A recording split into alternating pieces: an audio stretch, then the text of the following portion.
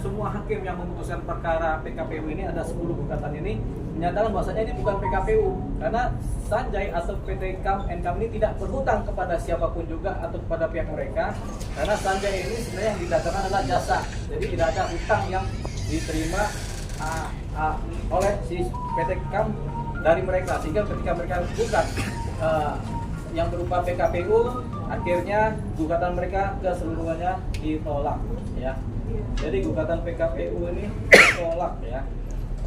Nah, jadi ada 10 gugatan, di sini ada beberapa jenis gugatan PKPU semuanya ditolak, sehingga PT KAM sekali lagi tidak terjerat masalah penundaan hutang, ya, masalah peradilan niaga mengenai hutang, ya, gitu. Karena bukan soal hutang di sini, jadi nggak ada hutang. Jadi di sini clear lagi, makanya kemudian yang namanya UMKM ini Sanjay dan perusahaannya tidak berhutang kepada mereka, gitu. Jadi ini kan yang heboh kemarin itu kan, UMKM ini kan mengejar adanya uang-uang yang katanya di perusahaan, gitu kan.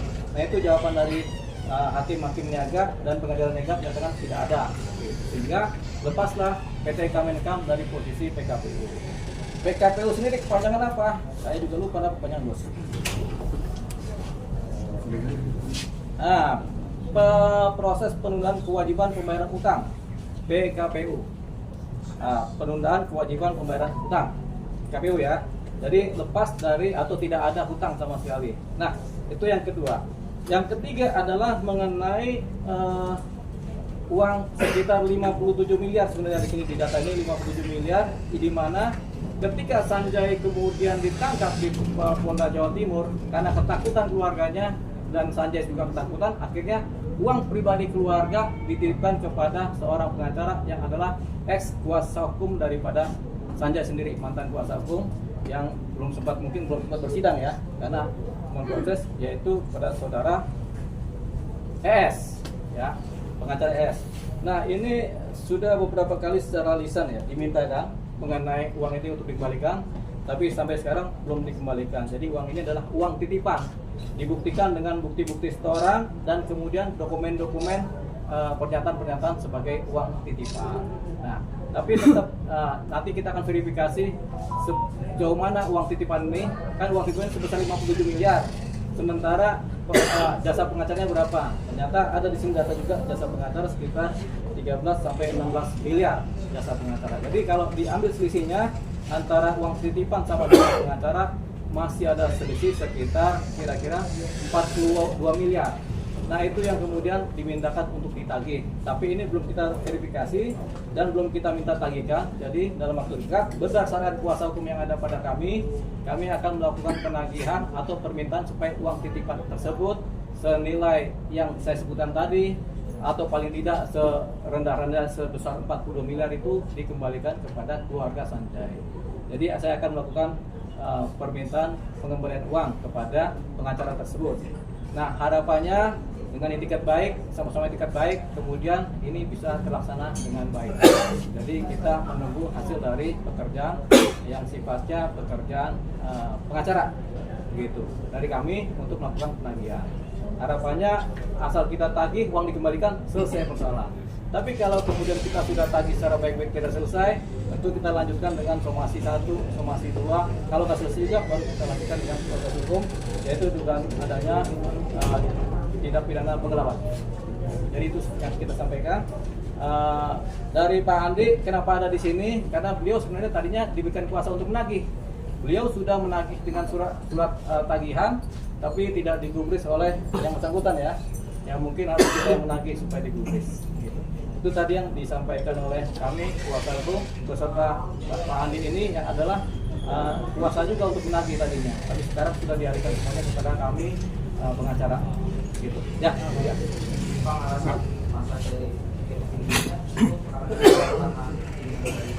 Iya, karena ketakutan kan, keadaan-keadaan situasional psikologis sehingga dia takut, keluarganya juga takut karena kan ini ada proses hukum kan dari Polda Jawa Timur, akhirnya mereka uang pribadi, uang keluarga ini dititipkanlah kepada pihak pengacara terdahulu. Bang, artinya proses pemindahan uang itu atau penitipan uang itu terjadi ketika proses ini sudah berlangsung atau ketika proses hukum itu sudah selesai, Bang? Pemindahan uang itu terjadi pada saat proses hukum sedang berlangsung. Pada saat dia ditahan di Polda Jawa Timur, nah terjadilah karena ketakutan. Kita nggak tahu siapa yang mulai menakuti, apakah kepolisian Jawa Timur, apakah ketakutan pribadi dari Sanjay, apakah pengacaranya nakutin, sehingga akhirnya uangnya dititipkan kepada pengacara. Pengakuan klien Abang sendiri? Sementara karena ketakutan, karena komunikasi yang intens dengan pengacara, supaya uangnya aman, mungkin ya udah titipkan aja lah ke pengacara. Ada tekanan, Bang, dari pihak luar? Nanti kita buktikan ketika saya mendalami materi ini dengan si klien kami ini. Bang, ini kan menyeret nama Farhad Abbas juga, Bang. Betul gimana, Bang? Sementara kita belum tahu ada nama Farhad Abbas. Walaupun banyak orang sudah tahu, saya sendiri belum tahu. Gitu. Jadi yang saya tahu masih diberikan secara dokumen legalnya kepada uangnya kepada pengacara ES. Bang, katanya upaya bujuk rayu dari Elsa, Bang, uang itu dititipkan. Dan atas inisiatifnya, Bang? Itu belum saya dalami. Tapi kemungkinan itu ada, makanya ada 3 kemungkinan. Kemungkinan pertama karena ditakut-takutin, karena ketakutan, dan kemudian karena takutin juga. Jadi karena situasional ya, ketakutan sama penahanan, ditakut-takutin kemungkinan sama pengacara, kemudian ditakut-takutin sama mungkin penegak hukum lain, sehingga kemudian akhirnya kembali lah. Mas Sanjay pas minta uangnya pihak PZ seperti apa, Bang? Sebenarnya sudah dimintakan secara menulis surat lewat kan Pak Sanjay ini pernah memberikan kuasa kepada Bapak Andi ini sebagai juru tagih namanya. Uang pribadi ini ditagihkan oleh Pak Andi. Pak Andi sudah menagihkan, persoalannya ketika Pak Andi menagihkan, datanglah surat yang kemudian surat kecaman-kecaman dari pengacara yang lain lagi. Gitu. Tapi itu kewenangan Pak Andi, cerita lah karena kan dia mengalami ya. Nanti silakan dijawab Pak Andi. Kalau mau bicara jujur silakan aja, nggak apa-apa. Iya. Jadi memang terus terang kami sebagai member UMKM Mimals waktu itu panik pada saat bisnis yang mana kami beriklan di aplikasi Mimals waktu itu tiba-tiba digrebek oleh oknum Polda Jatim. Ya jauh-jauh dari Jawa Timur nih, perusahaan berada di Jakarta. Nah, berjalannya waktu tentu kami memperhitungkan nilai-nilai top up ya yang sudah terlanjur masuk ke dalam perusahaan. Namun kemudian di aplikasi nggak ada lagi iklan yang kami beli tadi, slot iklan ya, sebagaimana jual beli slot iklan. Iklan kami nggak tayang lagi, iklan para teman-teman UMKM. Dan saya terus terang waktu itu selaku ketua daripada organisasi yang kita bentuk di UMKM ini. Makanya dalam hal ini saya punya tanggung jawab moral, dan pada akhirnya setelah perusahaan menang, saya memimpin teman-teman yang aksi. Kalau teman-teman yang PKPU itu saya nggak sejauh itu, karena saya melihat bahwa ini ada yang tersolimi nih, ada yang nggak beres ini, yang tiba-tiba perusahaan digrebek dadakan gitu. Nggak ada member yang keberatan, nggak ada member yang laporan, dan terbukti bebas. Ya, ada apa gitu ya? Artinya kami meminta kebijakan dari perusahaan dalam hal ini Pak Sanjay selaku owner. Itulah bentuknya kami diskusi secara baik-baik, lalu kemudian terjadilah demo berulang kali, dan ada beberapa kelompok saya bawa langsung, saya pimpin langsung untuk demo ke perusahaan kantor, kemudian kantornya tutup, yang lain sudah dibayar kelompok tersebut, kemudian kelompok berikutnya kita cari lagi alamat rumahnya, dan akhirnya kami demo lagi di rumahnya, dan kemudian Pak Sanjay dan istrinya di sini menyatakan bahwa untuk kali ini kami sudah nggak bisa membayarkan ya kelompok yang di bawah Pak Andi lagi. Karena kenapa? Dana yang kami tunggu sebagai dana yang kami titipkan kepada yang bersangkutan lawyernya pada di awal, ya. Lalu kemudian dana titipan tersebut belum dibalikin. Waktu itu saya dan teman-teman merasa nggak percaya gitu kan. Akhirnya beliau menunjukkan beberapa bukti, dan pada akhirnya karena tetap kami tagih ke mereka, ke Pak Sanjay dan keluarganya, akhirnya dia memberikan bahwa kalau mau konfirmasi aja ke Bu Elsa. Ya, awalnya itu kami dikasih surat kuasa berdasarkan member Mimals, bukan berdasarkan pribadi. Jadi waktu itu kami bersama KBMI, Keluarga Besar Mimels Indonesia yang terdaftar ini organisasi kami ya, itu ke kantor Ibu Elsa Sarif. Secara resmi kami menyurat juga, lalu kemudian dikatakan ini Mimels sehingga ini adalah dana Mimels nggak ada kaitannya dengan Anda, kalian member-member gitu. Akhirnya berubahlah surat itu menjadi tagihan pribadi ya. Saya tetap selaku koordinator, tentu teman-teman para UMKM member-member Mimels ini yang seperti yang dilihat ibu-ibu ini ya, yang sangat susah tentunya yang mencari haknya, mencari dana top up untuk dikembalikan, akhirnya tetap ikut juga ya, ikut juga dalam hal ini. Sebagaimana Pak Sanjay juga sering mengatakan bahwa itu dana kalian di sana tuh ya, dana pribadi saya tapi buat kalian untuk berbagilah ya, sebagaimana saya masih mau usaha-usaha para UMKM ini bisa berlanjut gitu. Nah akhirnya dalam hal ini saya juga sempat mensomasi dan pada akhirnya Farhad Abbas mengundang saya ya untuk mengklarifikasi. Makanya di sini kami kenapa sampai ke rumah Farhad, karena beliau adalah lawyer ya yang ditunjuk oleh Elsa Sarif. Sebagaimana kami tahu juga Farhad Abbas terlibat di awal. Padahal Farhad Abbas sama sekali nggak pernah ada penunjukan lawyer waktu itu menurut Pak Sanjay ya. Nah, kemudian berjalannya waktu, karena Farhad mengakui juga dana tersebut, bahkan member yang saya bawa waktu itu mau ditransferkan dana. Ya waktu itu cuma ada satu kelompok yang saya bawa ke Farhad, mau ditransferkan tapi melalui rekening saya. Saya bilang, kalau mau ke rekening saya, otomatis tentu banyak member nih. Ya, saya nggak mau menjadi beban ya bagi saya nantinya. Silakan aja langsung ke rekening yang bersangkutan. Akhirnya mereka komunikasi berlanjut dan akhirnya member tersebut keluar dari grup. Sebagaimana saya katakan bahwa yang sudah cair, mulai dari demo yang lalu sampai ketemu Farhad Abbas, yang sudah cair harap keluar dari grup supaya saya nggak terlalu bingung ya melihat begitu banyaknya member yang berharap gitu. Memang nggak semuanya ya, nggak semua. Kalau semua kan se-Nusantara ini ada ratusan ribu teman-teman UMKM. Tapi yang masuk di grup itu ada 2.000-an aja dan ada 6.000-an selalu saja japrian. Satu kali japri saya biasa 6.000 member terus terang. Jadi di dalam hal ini saya selaku koordinator punya beban moral ya. Kalau punya pribadi saya aja sendiri, Farhad memang sudah negosiasi waktu itu. Tapi saya bilang, maaf, boleh saja punya saya, yang penting ketemu member yang memang betul-betul saya lihat ya dengan mata kepala sendiri, dengan via japri WA juga begitu menderitanya mereka sampai ngirim WA ke WA saya piring makannya gitu loh ya. Sampai ada biasa kangkung aja yang dia simpan di piringnya baru foto ke saya, Pak Andi, sampai kapan ini kita menunggu. Sementara modal kami habis ke sana. Kami berharap ada ubi juga, ada yang diusir dari rumahnya dan ada yang sakit. Jadi ini saya rasakan sekali. Makanya saya bilang, kalau memang saya salah, kalau menurut Farhad Abbas, silakan. Mending saya kalau memang salah ya, mending saya supaya nggak terlalu berharap nih teman-teman member nih. Saya punya beban moral ke mereka karena mereka berharap ke saya gitu. Sementara punya saya sendiri saja, saya juga nggak bisa nerima karena ini bisa jadi jebakan juga bagi saya. Jebakan untuk hukum maupun jebakan untuk hati nurani saya sendiri, sebagaimana saya punya beban moral yang mendalam seperti itu. Terima kasih. Bang, ini kan Vidi Plaza juga terlibat dalam pengacara waktu itu ya. Ya. Apakah menerima dana dalam simpanan di luar fee lawyer juga, Bang? Ya, diduga memang kalau menurut keterangan klien kami memang ada beberapa dana juga yang kemudian diserahkan sebagai lawyer fee ya, sebagai lawyer fee kepada mereka.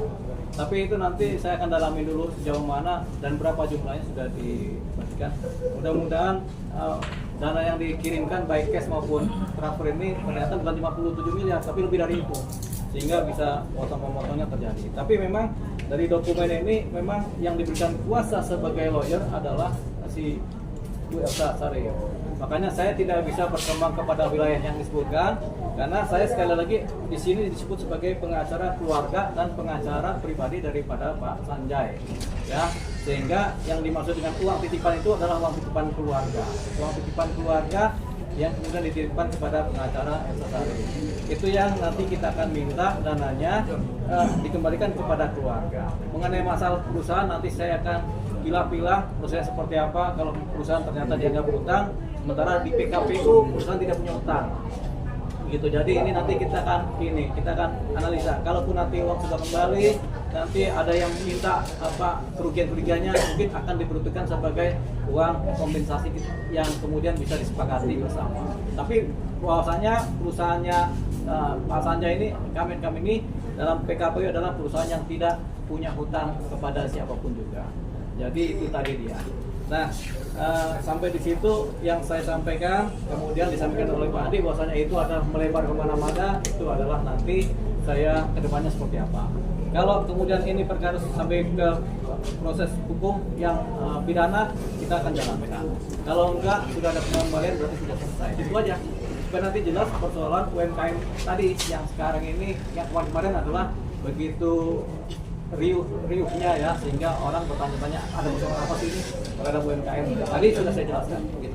Maka kan waktu itu ketika Pak Sanjay ditahan itu ada barang bukti yang disita juga oleh pihak kepolisian Polda Jabar ya, terkait dana uang lebih yang disita hampir ratusan miliar. Apakah itu nanti dana tersebut akan dikembalikan oleh Kepada UMKM? Ya. Ini semua data mengenai barang-barang yang disita ini ada di dalam dokumen putusan pengadilan. Itu semuanya diminta dikembalikan kepada saudara Sanjay. Nah, di sini saya belum dapat nih ada uang yang sifatnya kelihatan di rekening. Yang ada nih uang sebesar 1 miliar ya, yang baru kelihatan ya. Jadi nggak ada uang banyak di sini, cuma ada, tapi lebih banyak barang-barang, mobil, kendaraan dan lain-lain. Maka pihak Polda kan waktu itu merilis ratusan juta yang disita. Ya, miliaran nih, 1 miliar nih.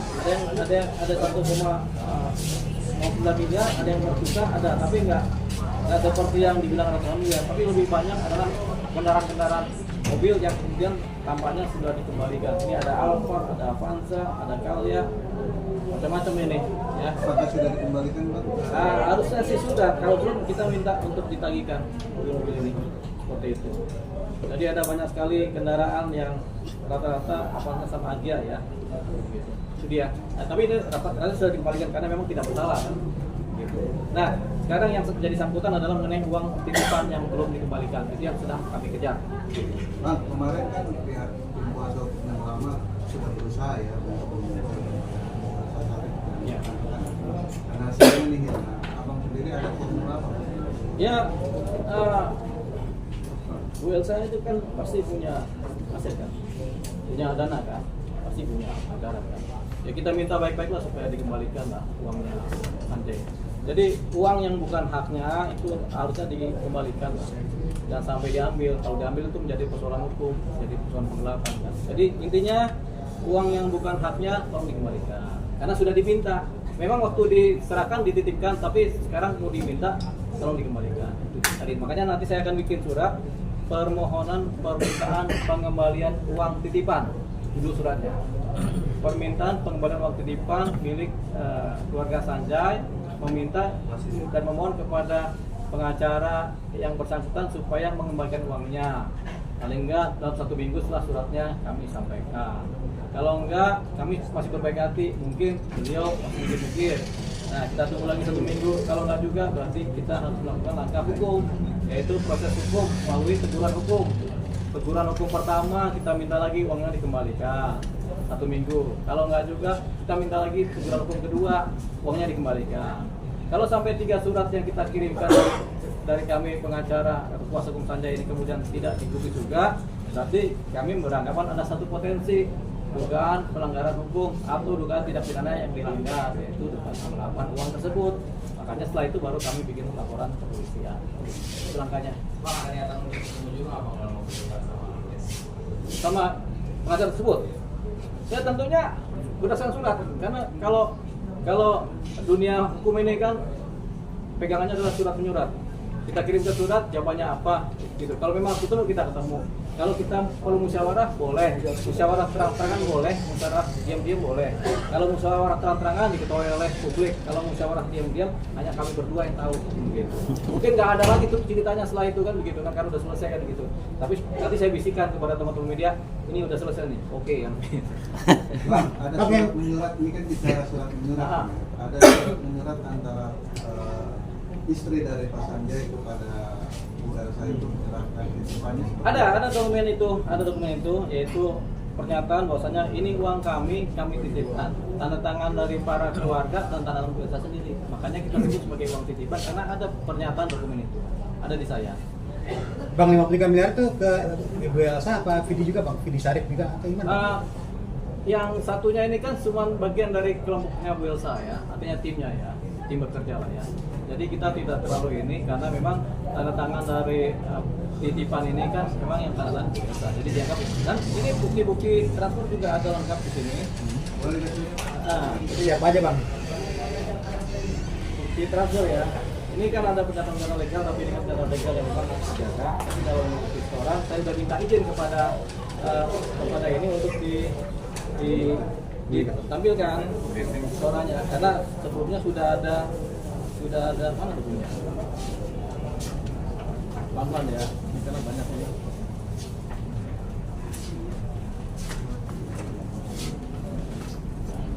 Nah, kebetulan ini ada di mobil. Tinggal di mobil. Oh ada nih, ada. Ini. Nah ini bukti-bukti transfer ya. Ini transfer kepada Ustaz Syarif ini. Dokumen balancingnya. Elsa sama Bidi Galenso ini dia Pak 15 miliar ya. Ya. Jadi bukti transfer, bukti setoran kepada ini 3 miliar, pada ini 10 miliar, pada ini 9 miliar, pada ini 2 juta, kemudian terakhir 10 miliar. Totalnya 33 miliar. Ditransfer dari bulan bulan Desember 2019 sampai Januari 2020. Totalnya 33 miliar. Kemudian berikutnya dikirimkan juga 5 miliar dan 9 miliar lagi kepada salah satu tim juga. Nah ini bukti transfernya sudah ada semua. Aslinya dipegang oleh klien. Jadi ini sudah lengkap semua datanya. Nah mengenai kabarnya ada dana cash yang diserahkan sendiri. Ada dana cash yang diserahkan, cuma kan itu membutuhkan pengakuan ya. Karena kalau klien kami menyatakan uang cash keluar sekian sudah diterima dan ada banyak saksi, tapi kalau yang bersangkutan menyatakan nggak menerima kan berarti kan harus dibuktikan secara hukum kan. Jadi nanti hukumnya yang akan bekerja untuk membuktikan itu. Tapi Ada itu. Kalau menurut keterangan klien kami, Pak Sanjay ada dana cash yang diberikan di luar ini, di luar dana yang ditransfer ini ada. Oke. Foto dulu bang. Foto. Foto dulu dong. Surat kuasanya bang kalau ada bang. Iya. Surat kuasa pasti ada. Ambil diri aja bang. Itu yang penting. Nah ini. Apa nih? Ini aja nih surat kuasa ya. Mandi diri mandi. Mandi. Tolong dulu bang. Kanan dulu. Bang. Kanan.